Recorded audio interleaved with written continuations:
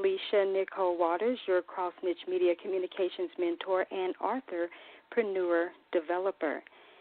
And I would like to begin this segment with an empowering statement, and the statement is, the mark you'll make is the mark that you live.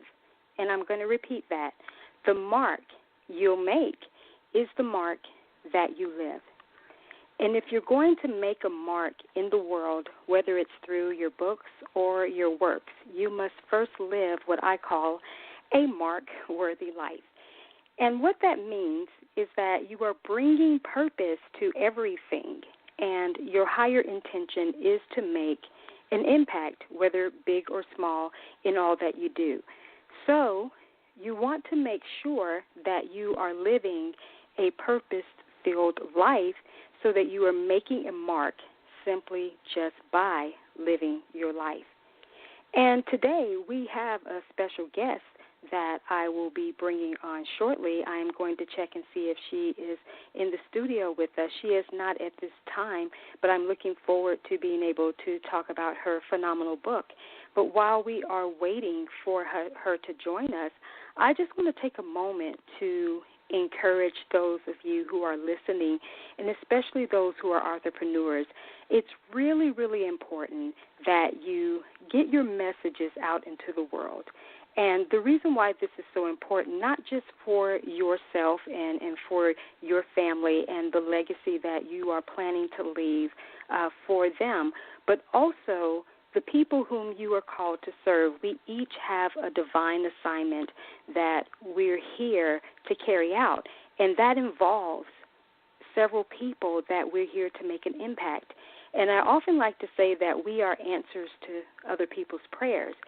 And so when you are formulating your messages and you're going through your life and building the works and the businesses that are here to facilitate that change, be very mindful that every action that you take is making an impact on someone. And every action that you stall or delay in also is stalling and delaying what could potentially help someone reach their greater potential. So it's very important that when we're thinking about or we're preparing our works, that we also don't get caught in perfectionism where we're stalling and we're delaying because we want things to be a certain way.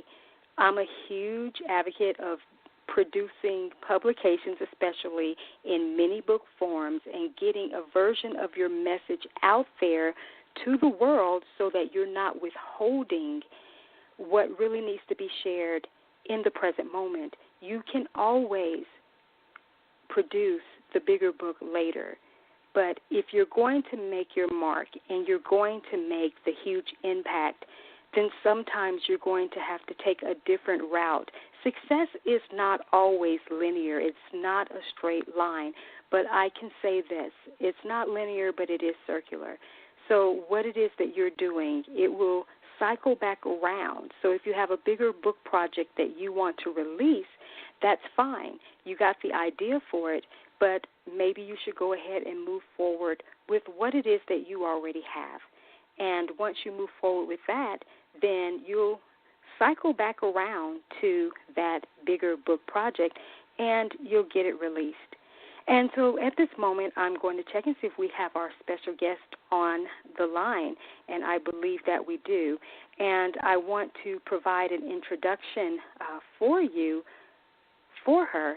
So today our special guest is best-selling author Tema Frank, who is not only a best-selling author but also a digital marketing and customer experience pioneer, and she is the founder of her amazing empire, Frank's Reactions, and also she hosts the online internet radio show, Frank's Reactions, which discusses how companies can meet and exceed the ever-increasing customer service expectations in our social media era. And I've had the privilege to tune into those segments and truly enjoy her as a host and the quality of guests that she brings on, in addition to the thoroughness of empowering information that her show provides. So I'm extremely excited that we're going to be graced with her today. She is also a highly rated international speaker, and she is here to share with us today about her new book, People Stock, which I love this title, The Path to Profits When Customers Rule. And she's also going to share how she's making her bookmark through this work. And I certainly am enjoying this book, and it certainly is shifting and up-leveling the business dynamics. So get ready to be inspired, informed, and also challenged through what Tema is going to share with us today. So I am so thankful that she is in the studio with us, and I want to welcome Tema. Welcome. Thank you very much. It's a pleasure to be here.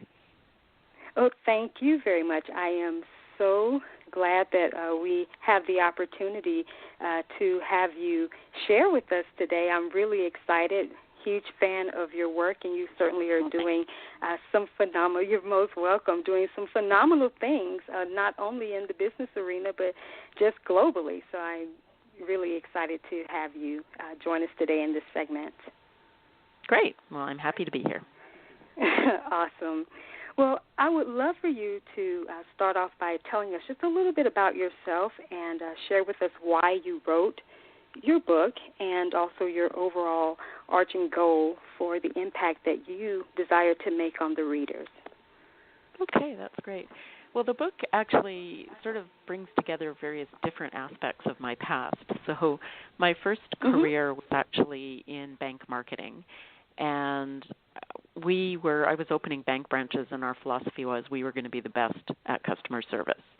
And one of the things that I discovered is, we hired great people, we gave them great training.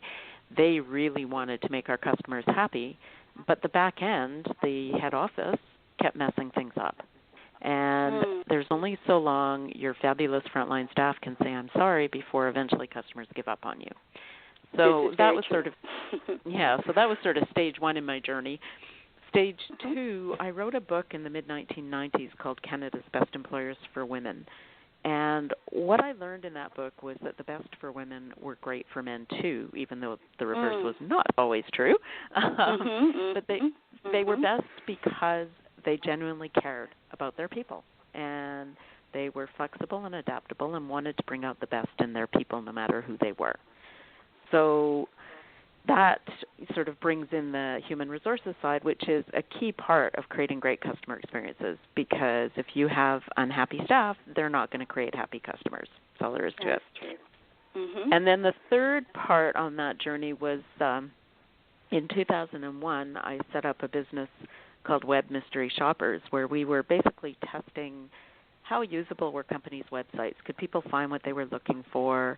Could they buy it easily? And we'd also test their call centers and their stores or branches to see, are they being consistent with what's being said on the company's website? So that was sort of the third element. And all of those came together with my new book, People Shock. And what I'm really hoping is that it will get business leaders thinking more seriously about the importance of the human element in their organization and outside it. So in order to be successful, more and more is getting automated and standardized. So the only way you can really stand out and compete successfully long term is with great people skills and great people relationships, both inside and outside your organization.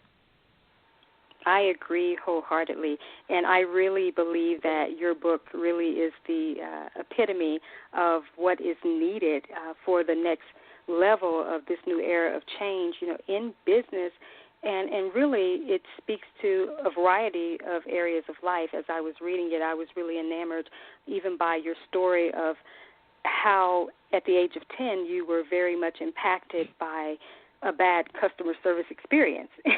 And and I can totally relate to that, because that is really an area that's very near and dear to my heart. And I like how you also shared about how we really have to be stellar in what it is that we do to really set ourselves apart from our competitors, but to absolutely be the best.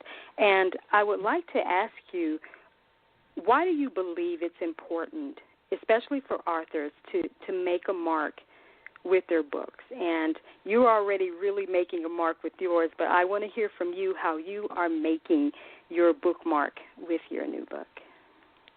Well, the thing is, if you become an author, it's because you've got something important you want to share with the world, whether it's a great story in a fiction book or an important message in a nonfiction book.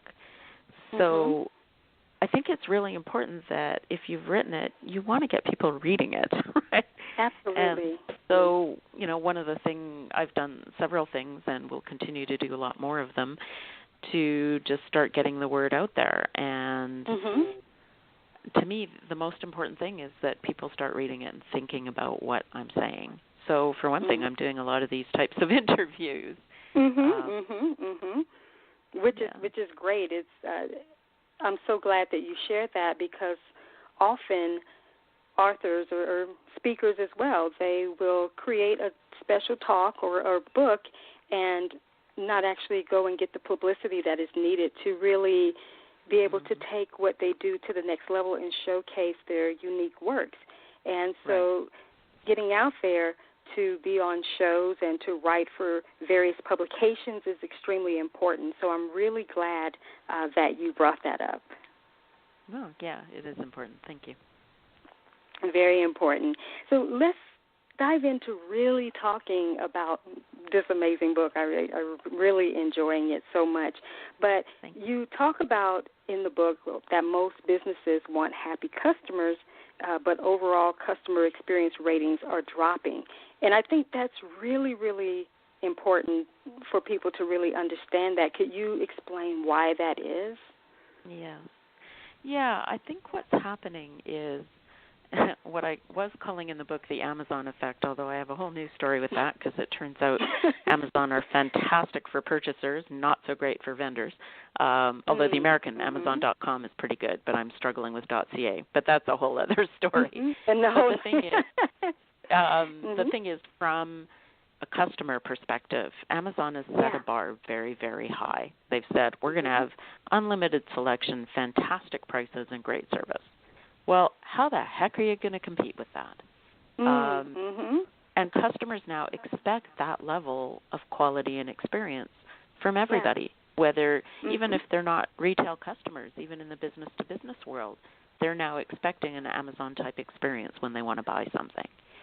So it makes it really challenging for companies, and it means they really have to start working at it. They can't just run on the default assumptions that they've always run on in the past.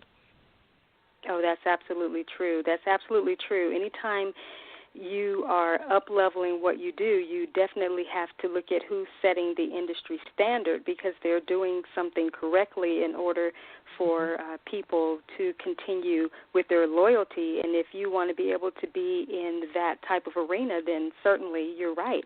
You're going to have to definitely up your game, so to speak. Well, and it all go ahead. No, I was just going to say, and the ridiculous thing is a lot of companies, they only look at, well, we're as good as any of the other beer manufacturers or whatever it is. But the fact is, your whole industry can be uprooted. So look at taxis. I mean, people were not happy with the taxi business. Uber comes in, changes the model, and taxis, traditional businesses, are being wiped out. So even if you think that you're better than your direct competitors, you've got to realize your competitors might be not in front of your eyes just yet, but about to sneak attack you. That's true. No, that's absolutely true. That is an excellent point. So I want to ask, what do you believe that businesses can do to really start improving their customer service experience? Because this is really the genesis of it all. If you don't have great customer service, it really doesn't matter what your products and services are. People are certainly going to go to who can best serve them with the best service. So what do you believe can improve the customer service of businesses? Well, I think there are three elements that they need to get right, and those are what I'm calling the 3 Ps of profit. And those are promise, people, and process. So first of all, the promise is basically, what are you promising customers that you will deliver? And what about that is inspirational? Why should they choose you? Why should they deal with you? And you want it to be something that's so inspirational that your staff can get behind it too, that they really care that you will be the best. So you want to develop some kind of a clear statement. This is who we are. This is why we do what we do. And essentially, this is why you should deal with us. So that's part one, the promise. And a lot of companies just aren't even clear on that. You know, they've started maybe promising one thing, but then they got customers who are willing to pay for something else, and before you know it, they're a big confused mess. So sometimes you have to sort of step back and say, hang on, why are we in this business again? And what do we need to do? Exactly. So that's step one. That's, Step two is the people, and there I talk about two different types of people. We've got the people inside your organization, so your staff, and I've already talked about how important that is. But then there's a whole range of people outside your organization. So there's the obvious ones, which is customers and potential customers, but there are a bunch of other people relationships that really affect your ability to deliver good customer service. So, for instance, how good are your relationships with your suppliers? If you aren't on good terms with them, if they have a shortage of supply, you can bet you're not going to be at the top of the list of people who get some. So supplier relationships, distributors or resellers or franchisees, same kind of thing. Like they are your face to the customer. If I go into a McDonald's and have a bad experience, I'm not thinking to myself, oh, what a bad franchisee. I'm thinking McDonald's is terrible, or whatever, whoever the company is. So there are a whole bunch of outsiders, even your lenders, or your financial backers. You've got to have good relationships with all these people, or else they can squeeze you and make it difficult for you to offer the type of customer experience that you want. And then the third element is process, and this is where I think a lot of businesses, especially a lot of small businesses, well, or either small or really large, run into problems, and that is if they're small, they probably haven't documented a lot of their processes, and things just happen, but it also makes it possible for things to fall between the cracks. And especially as the organization is growing, you get so busy that you forget about stuff, or you have to reinvent the wheel each time a new situation, a situation has happened, even if it did occur before, because you don't have procedures.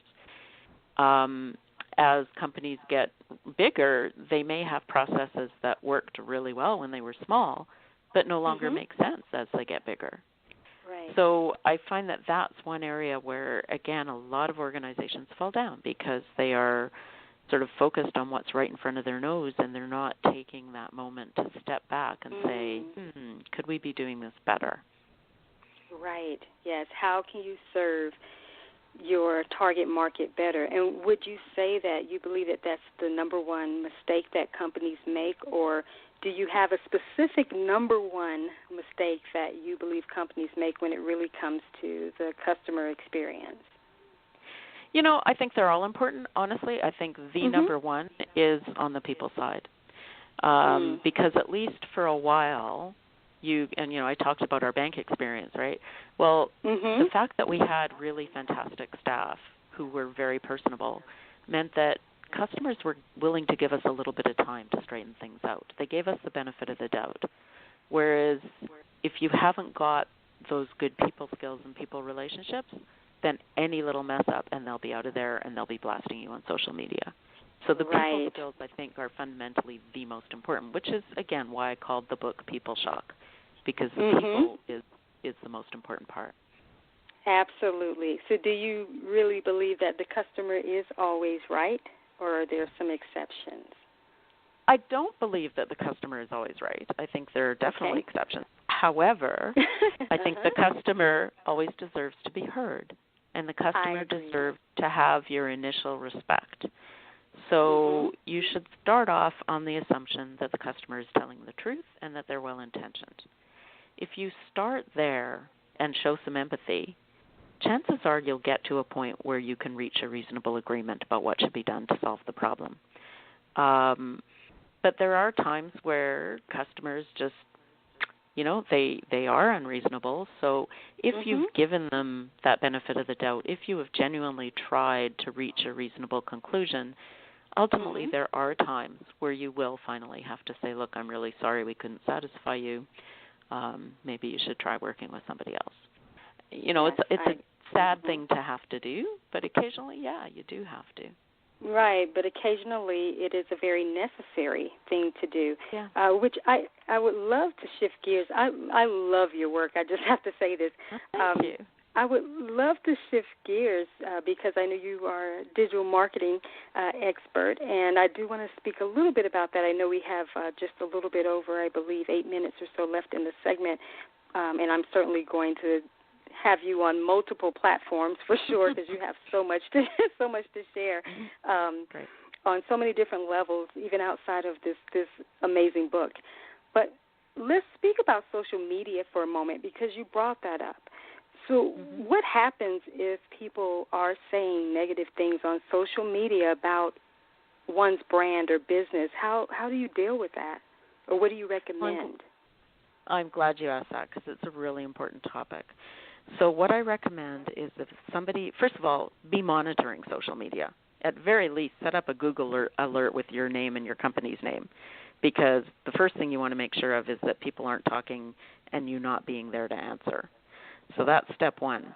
If you then see that somebody has posted something negative about you, the first thing you want to do is reach out to them calmly and politely, again, giving them the benefit of the doubt, saying, I see you've had a problem. We'd like to find out more about it.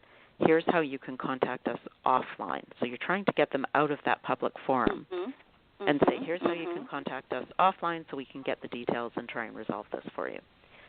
So you're showing respect, you're showing that you care about them and their concern, but most people will be happy to go offline because the fact is most people actually tried offline first before they blast you online. So try to get them I know back that may be hard for people to believe, but it's true. Yeah, that's true. Yeah, I mean, definitely. If and it's crazy because I think companies in a way are training us to go online first because, if you have a choice of sending a tweet on Twitter and getting a reply quickly or spending an hour on hold, what are you going to do, right? Exactly. So I think it would make sense for companies to spend a little more on the offline service. But anyway, so if you've made that offer to bring it offline and they're continuing to go online, I would say respond once, again, calmly, politely, helpfully. Again, encourage them to go offline. And if they still refuse, then just let it go. Because you have then signaled to the whole community, we're trying. We're trying to be reasonable. And this person clearly just wants to bitch. Sorry, my love. Exactly. Well, I mean, there wasn't another way to put it. But, that's clearly because that's what it is. That's exactly what it is. I'm glad you said that. Yep. Yeah. So, definitely. And at that point, you can ignore it and it will die a quick death because ultimately they won't get any further traction because you've shown that you were doing your best and trying to be reasonable. Exactly. You've done your due diligence and that's all that you can do to absolutely satisfy them. And I know you also talk about how we can win back customers who actually have left us because our service wasn't great or their perception to them that it wasn't great. Can you quickly speak about that? Sure. Well, here, if you have any way of contacting those people, if you have contact information for them, the first thing you want to do is contact them and say, and ideally even by phone or face-to-face if you can, but if not, start with email, and just say, look, I totally respect that you've decided to go deal with someone else, but we really want to improve as an organization, and I'd be truly grateful if you'd give us your feedback about what we could have done better. So you want to try and get that feedback. If it's a whole bunch of customers, so one of the examples that I write about in there was a retailer, an online retailer, who had really messed up on deliveries and, orders had not been filled and all kinds of problems like that. And so they had lost a lot of business. So when a new guy came in to head up their e-commerce operation, he had a great excuse because he was able to go to them and say, hey, I'm new here. I know we've messed up in the past. Would you help me out by giving us a second chance? And then he would also offer some kind of special offer to them to try and encourage them to give. And one of the things that he said is test your offer, because if you're talking about hundreds or thousands of customers, you don't want to bankrupt yourself with the offer. But often the offer can be, but often the offer doesn't have to be really expensive. It can be a token financial thing or a discount on something, but combined with sincerity, combined with a really personal note or phone call that says, I totally understand why you'd be upset with us, and I would really like to have the opportunity to show you that we've changed. Yes, that is wonderful. I am so glad that you brought that up. And I know this segment goes by so fast. We're coming to an end with just a little under 3 minutes here. But I'm certainly going to have you back, not just in this segment, but like I said, I'm going to feature you on several platforms because you have a plethora of wisdom and so much to offer. And I've loved having this powerful conversation with you just in this short time. But I would love for you at this moment to share your primary websites and your contact information and where the listeners can get this amazing book. Okay, so what I would suggest is there are two things they could do. One, my main website is frankreactions.com, so F-R-A-N-K, reactions with an S at the end.com. So there they can find links to a bunch of blog posts on this topic. They can find links to my podcast. If they are podcast listeners, they can find the Frank Reactions podcast on iTunes or Stitcher or whatever else they use to catch podcasts. And also, if they go to peopleshock.com, they can sign up and get the introduction and first chapter of the book free. So they can sort of peruse it. They decide whether or not they want to buy it. Okay. And it is starting to be available. The ebook version is going up literally as we speak, and hardcover and softcover versions will be available on places like Amazon soon, I hope. Awesome. Wonderful. And I do want to mention to our listeners that Tema's information also is located in the show notes in the description there, so you'll be able to find the information there for her and also how to stay connected with her on social media. So we have just a little under a minute. Is there anything else that you would like to say in a closing thought to empower the listeners today? Well, I would say I'd love to hear from you on social media. My Twitter handle is @Tema Frank. But in terms of empowering people, I guess I would say think about why you're doing what you're doing and why it should matter to the people for whom you're doing it. Think about how you're different and what's special about what you have to bring to the world. I love that. I love that, bringing out the unique factor. Tema, you're amazing. Thank you so much for being in this segment today, and I look forward to connecting with you again really, really soon. Thank you so very much for being here today. Well, thank you for having me. It was my pleasure. Oh, you are most welcome.